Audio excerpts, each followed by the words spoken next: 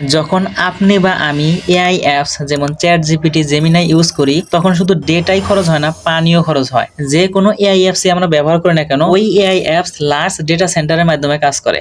আর ওই সব ডেটা সেন্টারে হাজারো সার্ভার লাগাতার কাজের জন্য অনেক এনার্জি বা বিদ্যুৎ কনজিউম করে, যার ফলে অনেক হিট রিলিজ হয়। আর এই হিটকে কন্ট্রোল করার জন্য ওয়াটার বেসড কুলিং সিস্টেম ব্যবহার করা হয়, যাতে ডেটা সেন্টারগুলো ওভারহিট হয়ে ক্র্যাশ না করে। ইউনিভার্সিটি অফ ক্যালিফোর্নিয়া এর হিসেব অনুযায়ী শুধুমাত্র 100 ওয়াট এআই রেসপন্স জেনারেট করার জন্য অ্যাপ্রক্সিমেটলি 1 লিটার পানি খরচ হয়। একটি ডেটা সেন্টার প্রতিদিন 5 মিলিয়ন গ্যালন পানি ইউজ করে, যা প্রতিদিন 10,000 থেকে 50,000 মানুষ এই পানি ব্যবহার করতে পারত।